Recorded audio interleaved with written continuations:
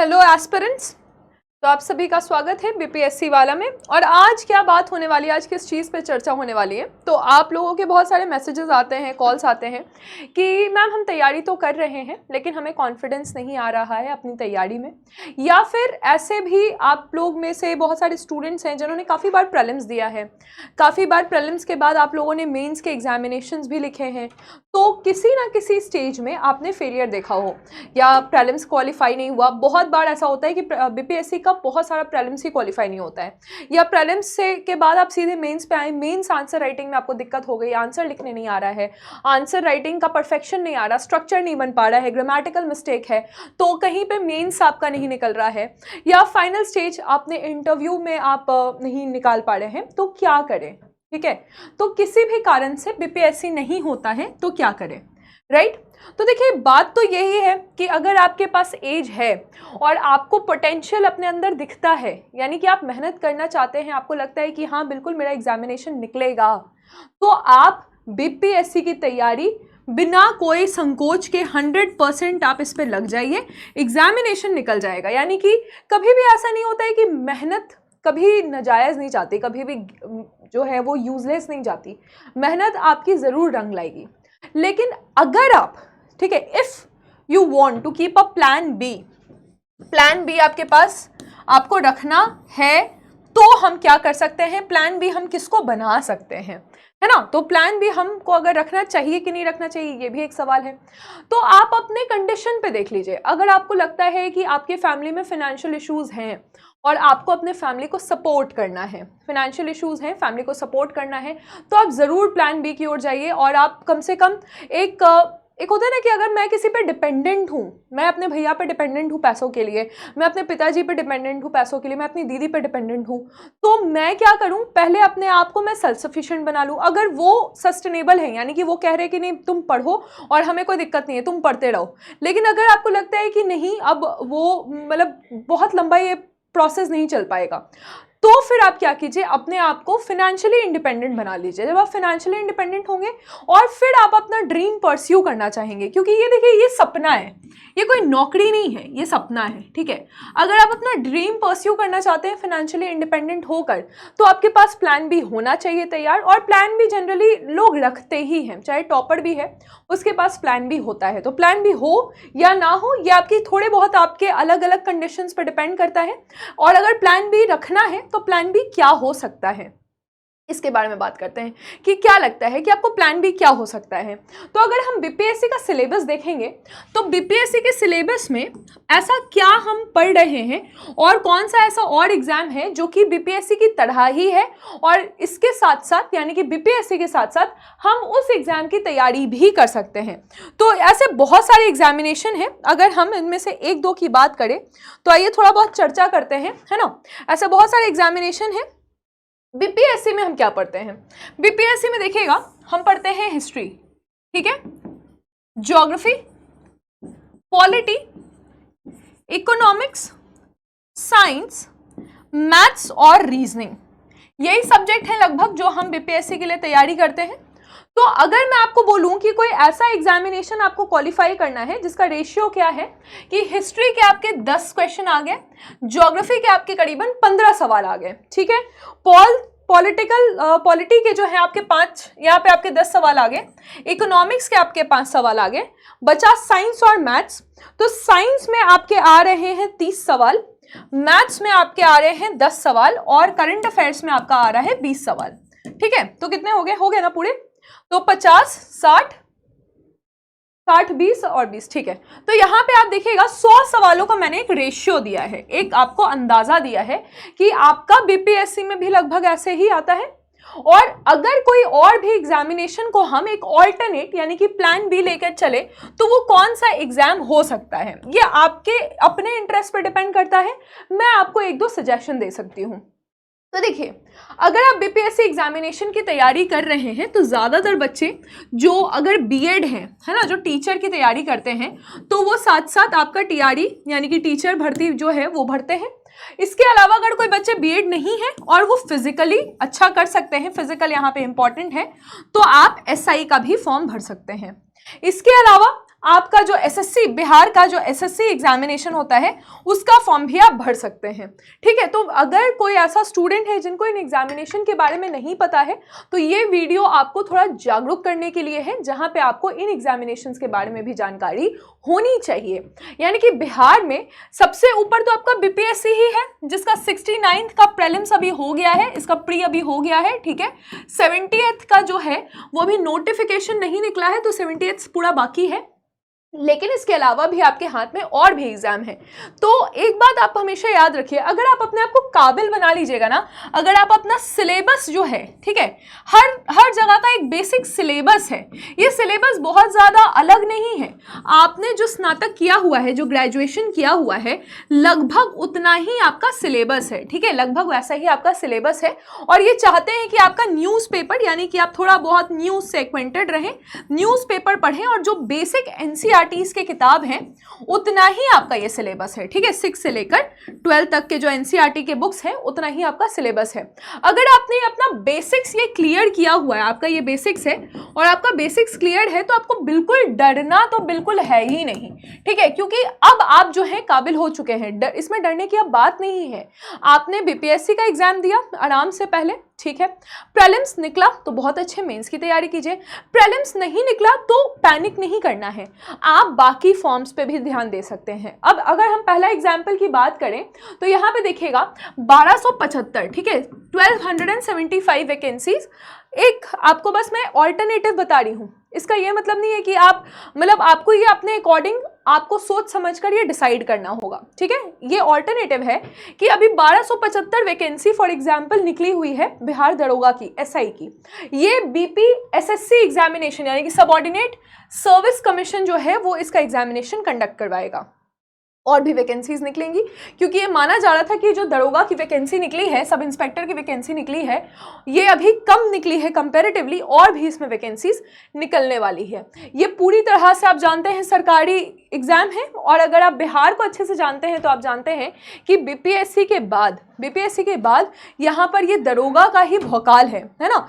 2 star कंधे पे रहते हैं, और एसआई जो है ये काफ़ी अच्छा जॉब है।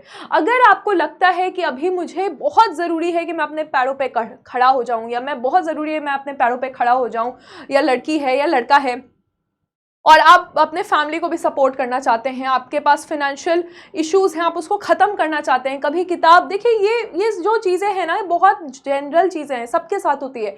कभी किताब खरीदने के लिए पैसे की ज़रूरत हो जाती है, वो पैसा हमारे पास नहीं रहता है। कभी फॉर्म भरने के लिए पैसे की ज़रूरत हो जाती है, वहाँ पर भी पैसा नहीं होता है। साइबर वाले जो है वो 50 रुपये एक्स्ट्रा लेते हैं तो गुस्सा आ जाता है उन पर।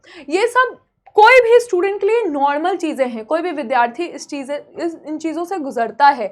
अगर आप दूसरे शहर में पीजी फ्लैट लेके रहते हैं तो खर्चे हैं। तो अगर आप चाहते हैं कि पहले हम अपने आप को ना थोड़ा सा फिनेंशियली स्ट्रॉन्ग कर लें, और अभी जो मेरे घर में, अगर किसी के घर में फाइनेंशियल इश्यूज है उसको ख़त्म कर लें, तो ये एक अच्छा आपके पास अवसर है। यहाँ पे आप देखिएगा ये वैकेंसी ऑनलाइन है। 5 अक्टूबर से लेके 5 नवंबर तक इसकी फॉर्म फिलिंग की डेट है। तो अभी जब मैं ये वीडियो बना रही हूँ, ये अक्टूबर एंड है, तो अभी आपके पास समय है, आप 5 नवंबर तक इसकी फॉर्म फिलिंग करवा सकते हैं। साथ ही साथ ये जो मोड ऑफ रजिस्ट्रेशन, ये पूरा फॉर्म ऑनलाइन भरा जाएगा। आप अपने बगल में किसी भी साइबर वाले भैया को बोल सकते हैं, वो फॉर्म भर देंगे। बेसिक सा फॉर्म है, इसमें ज़्यादा कुछ है नहीं। सबसे पहले आपका प्रीलिम्स का एग्जामिनेशन होगा, फिर आपका मेंस का एग्जामिनेशन होगा, फिर आपका फिजिकल टेस्ट होगा। ये थोड़ा सा इसमें मतलब कंपैरेटिवली ये थोड़ा सा टफ है, तो जो भी स्टूडेंट चाहते हैं कि मेरे को एग्जाम निकालना है, उनको फिजिकल पे भी ध्यान देना पड़ेगा। साथ ही साथ डॉक्यूमेंट वेरिफिकेशन है, और फिर मेडिकल एग्जामिनेशन है। तो इसमें जो मेन इसका है ना, मेन इसका है प्रीलिम्स। ठीक है, प्रीलिम्स में 100 आपके मार्क्स के क्वेश्चंस आपके से पूछे जाएंगे। उसके बाद प्रीलिम्स जितने वैकेंसी होता है उसका 20 गुना लोगों को ये क्वालिफाई करवाते हैं। ठीक है, 20 टाइम्स लगभग ये क्वालिफाई कराते हैं, और ये 200 नंबर का मेंस का पेपर होता है।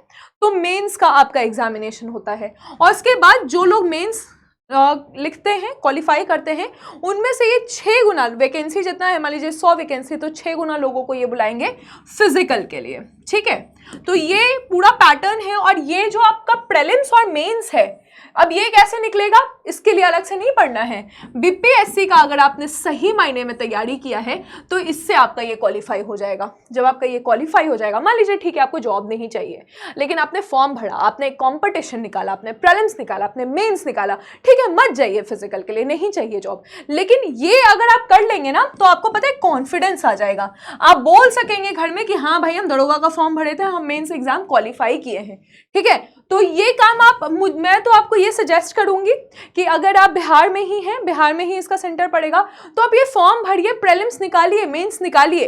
उसके बाद अगर आपको लगता है मुझे ये जॉब चाहिए, आप फिजिकल की तैयारी कीजिए। अगर आपको लगता है कि नहीं भाई अब हम कॉन्फिडेंस आ गया है, बीपीएससी लिखेंगे, तो आप उसको ड्रॉप कर दीजिए, ठीक है। अब यहाँ पे आप समझ ही चुके हैं, ये देखिए लेवल भी इसका अच्छा है, इसकी जो सैलरी है ये 35,400, ठीक है। यहां से ये इसका बेस पे लेवल 6 पे ये जॉब है जहां से स्टार्ट होता है। वैकेंसी जैसा हमने डिस्कस किया 1275 ओवरऑल वैकेंसी है, जनरल की 441 है, एससी की वैकेंसी जो है 275 है, एसटी में 16 वैकेंसी है, 238 ईबीसी की है, बीसी की 107 है। यहाँ पे आप देखिएगा फीमेल कैंडिडेट जो बैकवर्ड क्लासेस के लिए, इनके लिए अलग से 82 वैकेंसीज हैं, तो इनके लिए तो काफी अच्छा अपॉर्चुनिटी है। साथ ही साथ इकोनॉमिकली बैकवर्ड क्लासेस के लिए 111 वैकेंसी है, ट्रांसजेंडर के लिए 5 वैकेंसी है, और टोटल मिलाकर यहाँ पर 1275 वैकेंसीज यहाँ पे आपको दिख रही हैं। तो ये फॉर्म फिलिंग 5 अक्टूबर से स्टार्ट हो चुकी है। फॉर्म जो एंड होगा ये आपका 5 नवंबर को एंड होगा। फीस आप देख लीजिए, जो general EWS BC EBC category के हैं 700 रुपए उनके फीस है, जो एससी एसटी के कैटेगरी के स्टूडेंट्स हैं उनकी फीस 400 रुपए है, ठीक है। पूरी तरह से ऑनलाइन होगा। अब एज की बात है तो देखिए आपका जो ग्रेजुएशन है वो कब का, बस आपका कुछ नहीं चाहिए, आपको बस ग्रेजुएशन चाहिए। ये भी नहीं है कि कौन सा डिवीजन, कोई भी डिवीजन हो, बस ग्रेजुएशन जो है वो आपका 1 अगस्त 2023 तक हो चुका हो, ठीक है। बस इतना ही इसमें रिक्वायरमेंट है और कुछ नहीं है। उसके बाद आप एज देखिएगा तो 20 से लेकर 37 साल है, ठीक है। किसके लिए, जनरल के लिए। फीमेल के लिए जो अनरिजर्व फीमेल है वो 20 से 40 साल है। बैकवर्ड क्लासेस के लिए 20 से 40 साल है, और 20 से 42 साल जो है ये एससी एसटी ट्रांसजेंडर के लिए है। अब जब हम एग्जामिनेशन को समझेंगे तो आप एग्जाम में देखेंगे कि पहले तो आपने देखा कि प्रीलिम्स, मैंने प्रीलिम्स का आपको तरीका बता दिया, कहां कहां से कितने कितने क्वेश्चंस आ रहे हैं, बिल्कुल बीपीएससी जैसा ही है। बीपीएससी बस 150 का होता है, इसमें 100 है। तो हिस्ट्री के, आपके ज्योग्राफी के, पॉल साइंस के, पॉलिटिकल के हैं, पॉलिटी के हो गए, इकोनॉमिक्स हो गया, साइंस हो गया, मैथ्स रीजनिंग है और करंट अफेयर्स है। अब 100 मार्क्स के जो इसमें 0.2 नेगेटिव मार्किंग है, समझ रहे हैं। तो बहुत ही कम नेगेटिव मार्किंग है इसमें, 0.2 की नेगेटिव मार्किंग है, जिसके लिए आपको क्या फायदा है कि आप ज्यादा से ज्यादा क्वेश्चंस को आप अटेम्प्ट कर सकते हैं। जितना ज्यादा आप क्वेश्चन अटेम्प्ट करेंगे आपको उतना ज्यादा फायदा मिलेगा इस एग्जामिनेशन में, क्योंकि नेगेटिव कम है। तो देखिए इसमें यह भी होता है कि कंपटीशन बहुत ज्यादा भागता है, और इसमें जो आपका मेरिट लिस्ट है वो काफी ज्यादा हाई कट ऑफ पे जाता है। तो इस कारण से ये जो एग्जाम है ना दरोगा का, एसआई का, ये आप जरूर इस एग्जाम को दीजिए, क्योंकि इससे आपका कॉन्फिडेंस लेवल बहुत ज्यादा बढ़ेगा। और इसमें ऐसा नहीं कि सिर्फ बिहार के स्टूडेंट देते हैं, बाकी स्टेट में भी इसका बहुत क्रेज है। तो जो बाकी स्टेट के स्टूडेंट्स हैं, जो यूपी के हैं, एमपी के हैं, झारखंड के हैं, उनको यहाँ पर यूआर कैटेगरी की तरह ट्रीट किया जाएगा, ठीक है। तो उनको यहाँ पर अनरिजर्व कैटेगरी में डाला जाएगा। फिर हम मेंस की जब बात करेंगे तो देखिए जनरल हिंदी क्वालिफाइंग है, 40% आपको नंबर लाना है जनरल हिंदी में, आप क्वालिफाई कर जाइएगा। यहाँ पे 100 क्वेश्चन रहेंगे 200 मार्क्स के, लेकिन इसका नंबर जुड़ाएगा नहीं। मेन जो मेरिट लिस्ट निकलेगा वो फिर से ये बीपीएससी की तरह ही हो गया। देखिए 100 क्वेश्चन आएंगे 200 मार्क्स के, और यहाँ पे आप देखिएगा 2 घंटे का ये जीएस का पेपर होगा, और मेन जो मेरिट लिस्ट है, मेन मेरिट लिस्ट आपका इसी से निकलेगा, ठीक है। मेन मेरिट आपका इसी पे बनेगा। जनरल स्टडीज बिल्कुल बीपीएससी की पेपर की, प्रीलिम्स के पेपर की तरह होगा ये। तो इसको आप देंगे और आपका कॉन्फिडेंस लेवल बढ़ेगा। बाकी देखिए इसमें ना क्वालिफाइंग होता है, जैसे कि 100 में से कम आपको 40 मार्क्स आने ही चाहिए, तो ये क्वालिफाई आप कर जाइएगा, और उसके बाद आपको जितना ज्यादा मार्क्स आता है वो आपके मेरिट लिस्ट में जाएगा। इसके अलावा आप देखेंगे जो थोड़ा सा इसका टफ पार्ट है वो ये है कि फिजिकल में क्या है, तो 1 मील दौड़ना है 6.5 मिनट में पुरुषों को, ठीक है। यहाँ पे आपको ये ध्यान देना होगा। उसके बाद और महिलाओं को क्या करना है, 1 किलोमीटर दौड़ना है 6 मिनट में। तो 1 मील जो पुरुष हैं, जो मेल कैंडिडेट्स हैं, उनको दौड़ना है 6.5 मिनट में, और महिलाओं को 1 किलोमीटर दौड़ना है कितने में, तो 6 मिनट में। हाई जंप इसका सबसे ज्यादा थोड़ा ट्रिकी है। तो हाई जंप जो है वो 3 अटेम्प्ट में 4 फीट का हाई जंप है जो मेल कैंडिडेट है। महिलाओं के लिए ये 3 फीट का है, तो थोड़ा सा प्रैक्टिस आपको हाई जंप में खासकर करना ही पड़ेगा। उसके बाद आप देखिएगा लॉन्ग जंप, ये 12 फीट का लॉन्ग जंप है जो लंबा ऐसे कूदते हैं, 3 अटेम्प्ट में इनको करना है, और महिलाओं के लिए 9 फीट का लॉन्ग जंप है। साथ ही साथ आप देखिएगा शॉर्ट पुट थ्रो, ठीक है, तो यहाँ पे 16 फीट दूर फेंकना है, और ये 16 पॉइंट का इनको मिलेगा। महिलाओं को 10 फीट दूर फेंकना है, 12 पॉइंट का आपको शॉर्ट पुट मिलेगा, ठीक है। उसके बाद आप देखिएगा जो आपका फिजिकल स्टैंडर्ड यानी कि लंबाई चौड़ाई जो नापा जाएगा, तो जो अनरिजर्व्ड हैं और जो ओबीसी हैं उनको यहाँ पे आप देखिएगा 165 सेंटीमीटर लंबाई होनी चाहिए मेल के लिए। उसके बाद आप देखिएगा कि जो ईबीसी है उनको 160 मीटर लंबाई होनी चाहिए, सेंटीमीटर 160 सेंटीमीटर, इनका 165 सेंटीमीटर, इनका 160 सेंटीमीटर। महिलाओं का जो है वो 155 सेंटीमीटर तक लंबाई होनी चाहिए। जो पुरुष हैं, जो मेल कैंडिडेट हैं, उनका 81 सेंटीमीटर तक चेस्ट होना चाहिए एक्सपैंडेबल, ये 5 सेंटीमीटर और यानी कि 86 हो जाना चाहिए। महिलाओं का ये नहीं होता है।